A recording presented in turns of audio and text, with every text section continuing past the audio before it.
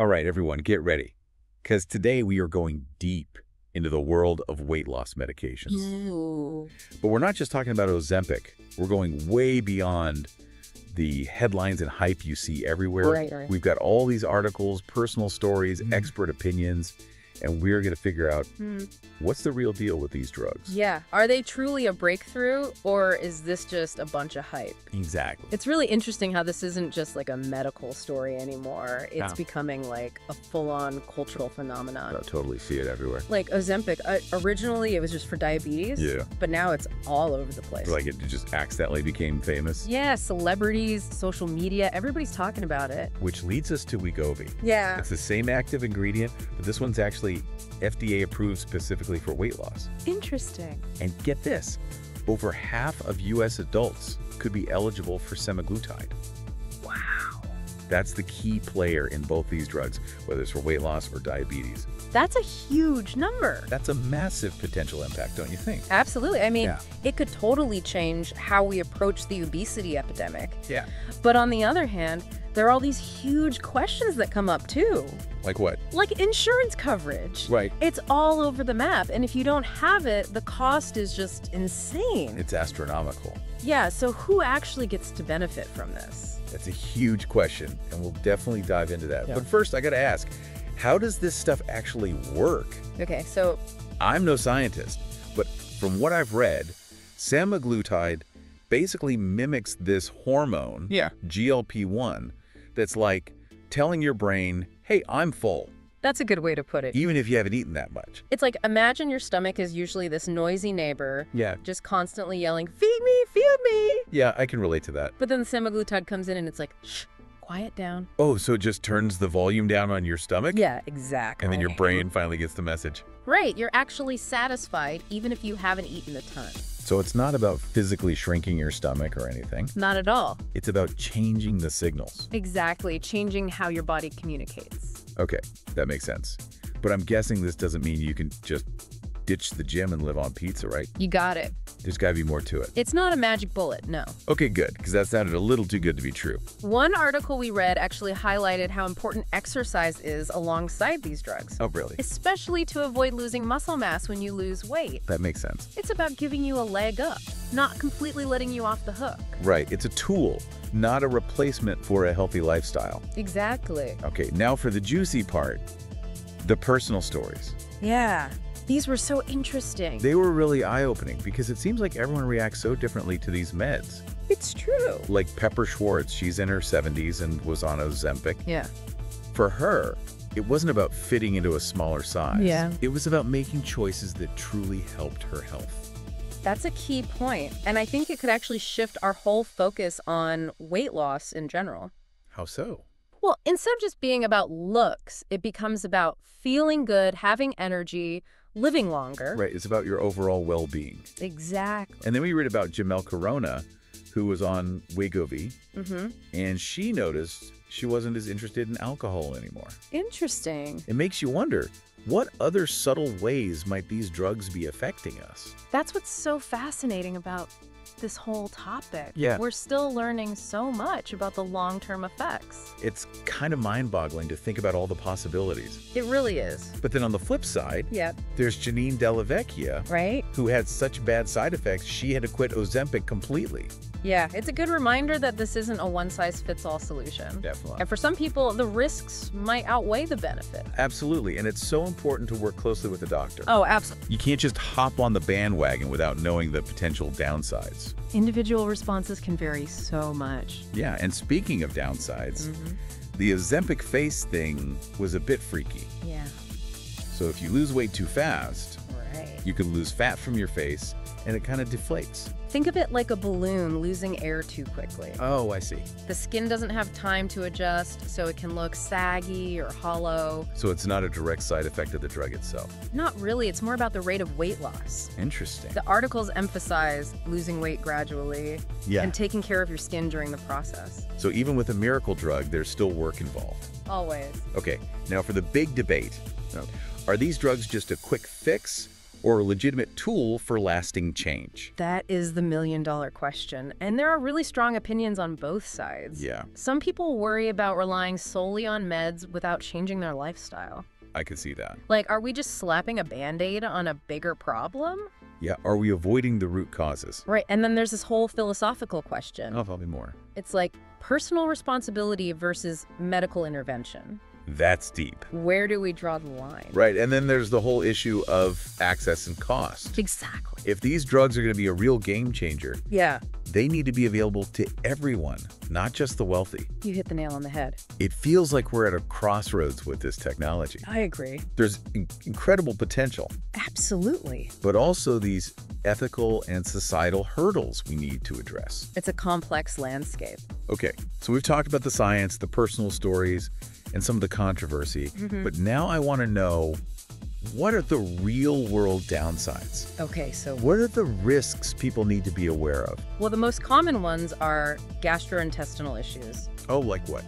Nausea, diarrhea, things like that. Okay, so not fun, Not fun, no. but they usually go away, right? They often subside, yeah. But for some people, like we saw with Janine, they can be severe enough to stop taking the medication. So it's not just a walk in the park for everyone. Definitely not. And then there's the possibility of more serious complications, right? Yes, there are some less common but still important to consider. Like what? Things like pancreatitis, gallbladder problems, Oh, wow. even kidney issues in some cases. Okay, so it's not something to mess around with. No, definitely not. That's why medical supervision is so important. Absolutely. This isn't something to experiment with on your own. Definitely talk to your doctor. All right, so we're hearing the good, the bad, and the potentially ugly. Yeah, it's a mixed bag. But what about the long-term effects? Is this something you have to stay on forever? That's a key point a lot of people don't realize. Okay. Many people do need to continue taking these meds to maintain weight loss. Oh, really? Yeah, once you stop, there's a high chance of regaining the weight. So it's not a cure, more like a long-term management strategy. Exactly. Which, again, brings up the cost issue. Right. Can people afford to be on these drugs indefinitely? It's a big question, yeah. And it makes you think about the sustainability of this whole approach, both financially and in terms of potential side effects over time. It's a long game. And I'm curious, what are your thoughts on the psychological impact of relying on medication for weight management? That's a fascinating question. Yeah. And I think it's an area we need to explore more. Yeah. Could it create a sense of dependence? Make it harder for people to develop healthy habits on their own? Right. Are we trading one set of challenges for another? Is possible. But maybe, if used responsibly Yeah. and alongside lifestyle changes, Right. these drugs could be part of a more holistic approach to health. I think that's the key, finding that balance Yeah. between medical intervention and personal empowerment. And speaking of empowerment, what about the potential for these meds to actually change how we view weight and body image as a society? Ooh, that's a big one. Could they challenge the thin ideal that's been so dominant? It's definitely a thought-provoking question. Imagine a world where health and well-being are prioritized over a certain dress size. That would be amazing. Right. It would be a huge shift in our culture. It feels like we're on the verge of something really big here. Yeah, With these medications, there's incredible potential, absolutely. but we need to be mindful of the implications for individuals and for society as a whole. I agree. It's a powerful tool that requires careful consideration. We're just at the beginning of this story, and where it goes next is anyone's guess. It's an exciting and uncertain time. It's a lot to think about, that's for sure. It is. Well, I think that's a good place to pause for now. Yeah. We've covered a lot of ground in this first part of our deep dive, We have. and there's still so much more to explore. Definitely. But before we continue, I want to hear from you, our listeners. Yes. What are your thoughts on all of this? What questions do you have? Head over to our website or social media and share your reactions. We'd love to hear from you. We'll be back soon with part 2 of this deep dive, where we'll delve even deeper into the world of weight loss medications. So stay tuned. And until then, keep learning and keep questioning. We'll see you soon.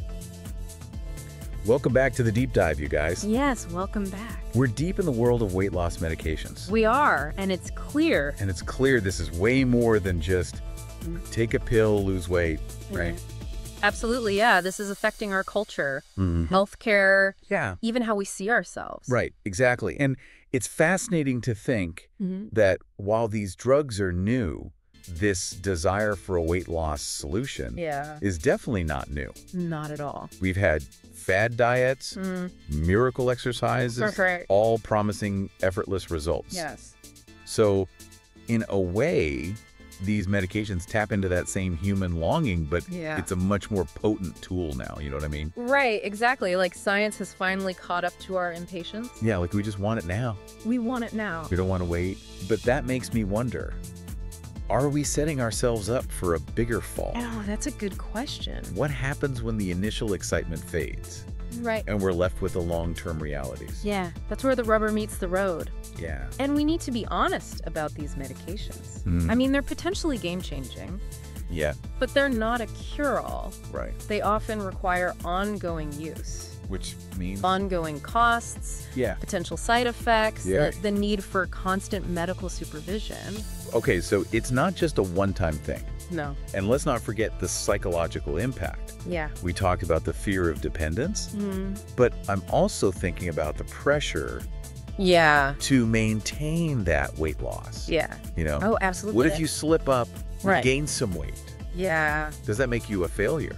I think that's a valid concern, especially in a society that already puts so much emphasis on thinness. Right. You can imagine the guilt and self-blame.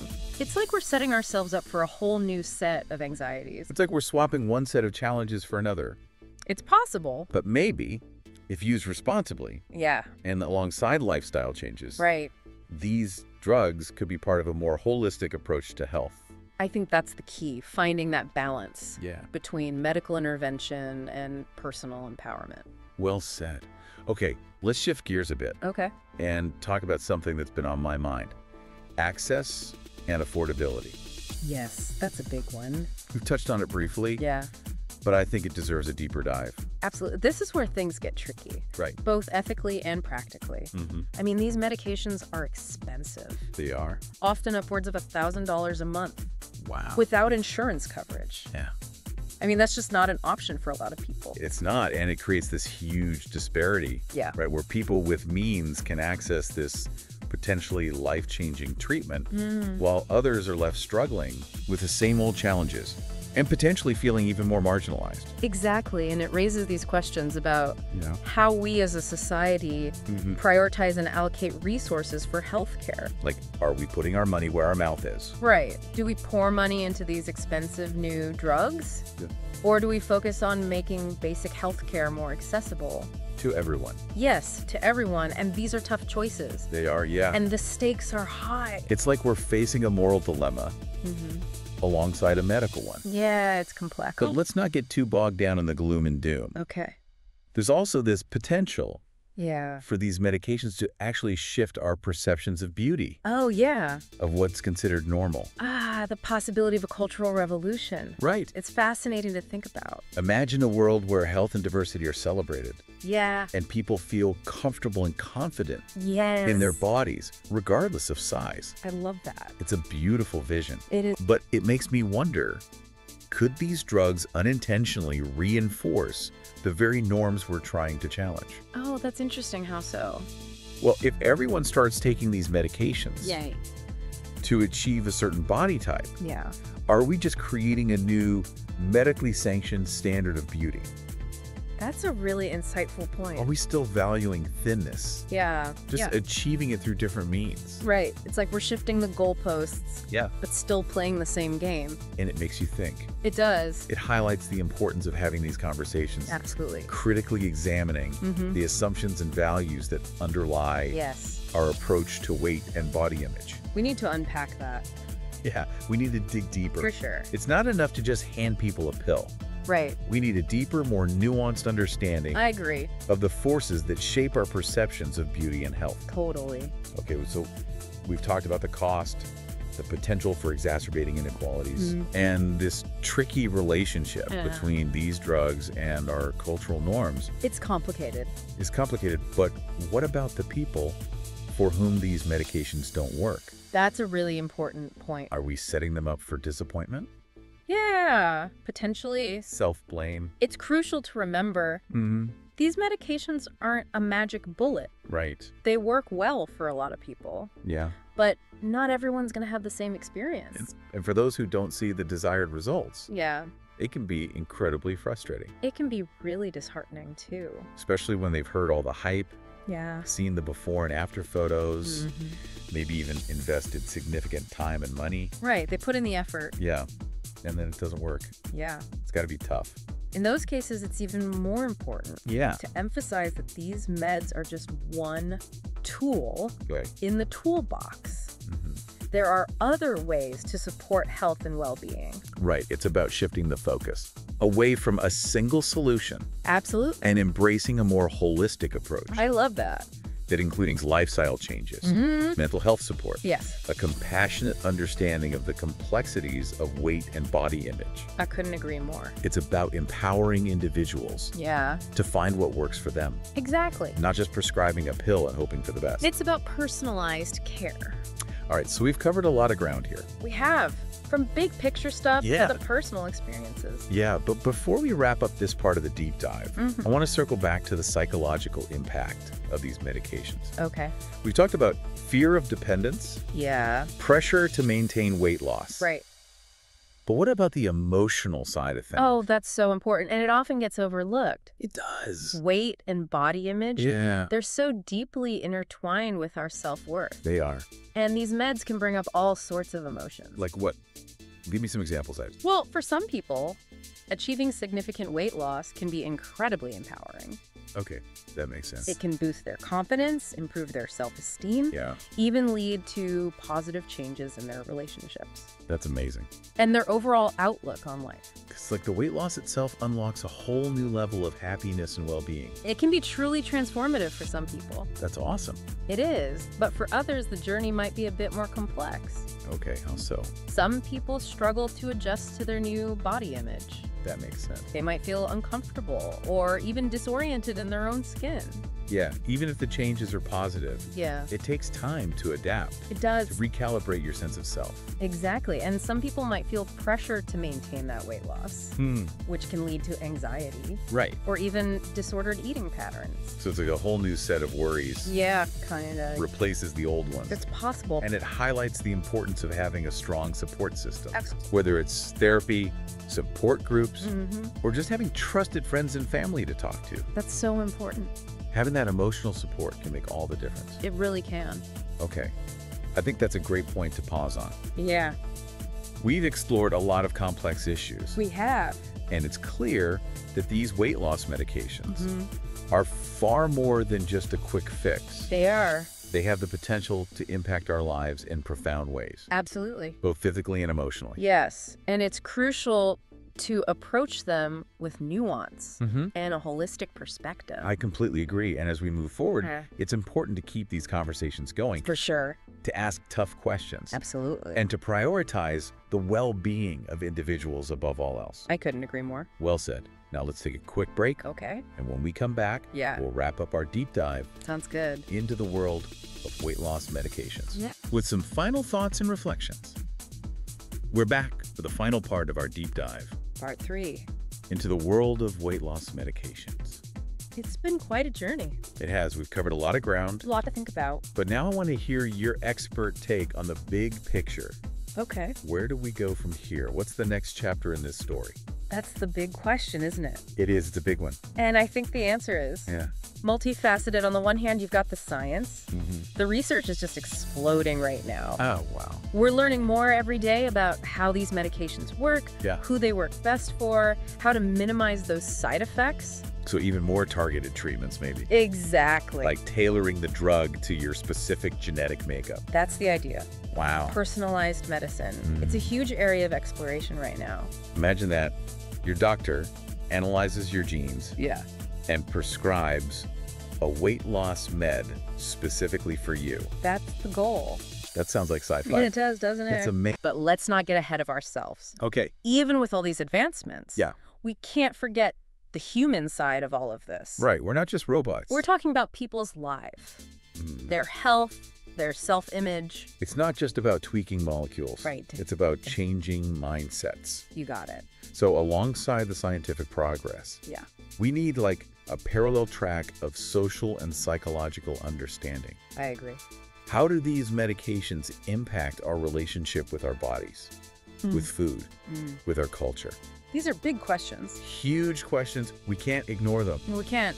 Okay, so we've got the science moving forward. Yeah. Hopefully the cultural conversation evolving alongside it. But what about the practical stuff? Yeah, like what? Like, how do we make these medications accessible and affordable for everyone who needs them? Yes, the elephant in the room. Right. It's a huge challenge. It is. It's going to require some serious policy changes. Okay, like what kind of changes?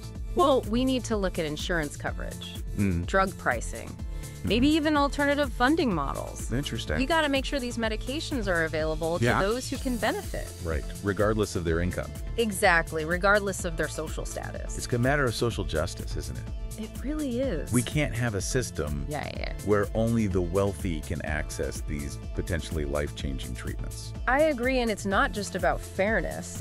It's about public health.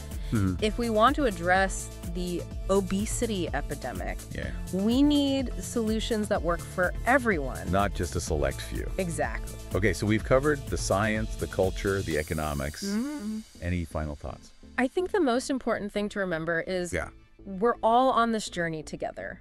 I like that. These weight loss meds are just one piece of a much larger puzzle. Right. We need to keep asking questions, keep learning, and keep working together to create a healthier, more equitable future for everyone.